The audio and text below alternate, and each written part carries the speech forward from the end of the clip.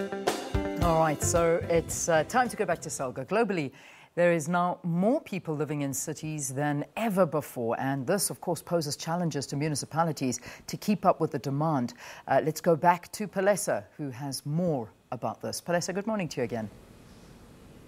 A very good morning to you, Leanne. Once again, of course, you're correct, because I was having a conversation now with Xolile George, he's Salga CEO, about what they really want to achieve in terms of maintaining the sustainability of energy within the municipalities. So let's have that particular conversation here, because from where we're standing, as I was saying to you, like, it looks like it's a fight towards Eskom, but in actual fact is conversations that we should be having.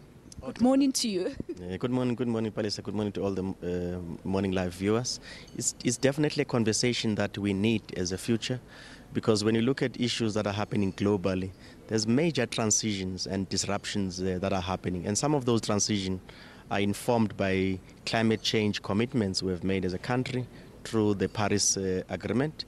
And secondly, to contribute towards reduction of gas emissions. So the technologies that are now available throughout the world, they make it necessary for us as municipalities to be gathered here today to really redefine the business models that we have. As South Africa, municipalities in particular, we have a business model that is based on generations that is coming from Eskom through coal-fired based station. We receive the electricity, then we reticulate to municipalities. So with changes that we have, where there's an advent of solar power systems and so on, we think as local government we must embrace those changes. At the same time, adapt our business model so that we can develop more sustainable revenue streams for municipalities, but also contribute to sustainable energy systems in our country. So we're quite pleased as Salga that we are now gathered here, all municipalities in South Africa, delegates from international as well as private sector and national government, to really redefine the future energy systems we want as our country. So we're quite pleased with this gathering that we have. Yeah. And you made mention of a very important factor here. Municipality revenues are declining, as we were having that conversation earlier on here with you. And yet you have to deal with the energy demand. So the question really is, how is this being dealt with? As I said, we need to carefully re-examine the current business model. They are quite unsustainable, and if we don't act, it is seriously a threat to us. So one of those issues that we're beginning to see, the prices of electricity through NERSA managed tariffs, they are skyrocketing in terms of Eskom. And then on the other hand, we must buy from Eskom. So what that means is that we're beginning to notice as municipalities, so many businesses, so many residential areas where there's affluent communities who can afford to put themselves up in microgrids, alternative energy systems. So what does that mean to municipalities? People are getting off grid. We are having revenue declines in municipalities. So we think that we must begin to re-examine how do we relate with a consumer. And yesterday there was good conversation, almost like a new word that says, don't look at people as consumers. Make them to realize that in fact the future is that they are prosumers. Allow them to produce electricity and then they consume. So allowing embedded generation and transform the generation capacity, allow municipalities to enter into legally sound contractual agreements to generate electricity, so that we balance the landscape and allow co-generation to form part of the revenue supply side on the municipalities in terms of energy.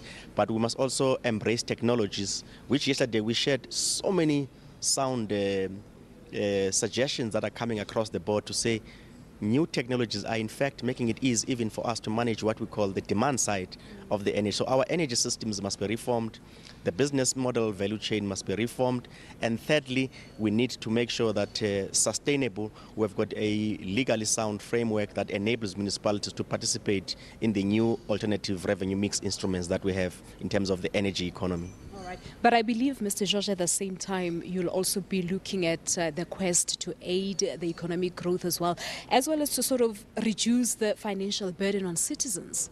Yes, that's very true. It's one of those areas, because as we have so many people getting off grid, it declines our revenue instruments as municipalities. At the same time, we grapple with the question of affordability, because when people cannot afford, you know what happens. You've got izinyoka, you've got so many dangerous illegal connection where our children get exposed on lethal issues that we have so many people unfortunately dying around that. So we've got to strike the right mix around the kind of energy systems we have, and secondly, appreciating that if we approach this question much more structured and in an informed way, we are likely to have the energy economy at municipal, national level actually firing the growth of GDP in a country in such a way that sustainable, we can have ways that embrace the new technologies. Secondly, embracing the new forms of energy option, whether it's hydro, whether it is solar system, whether it is wind turbines. We are ready as SALGA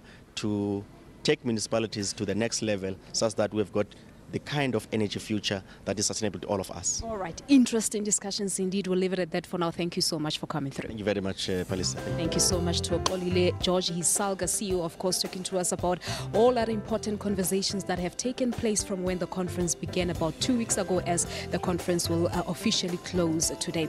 All right. That's it for now. Let's go back to our studios in Auckland Park.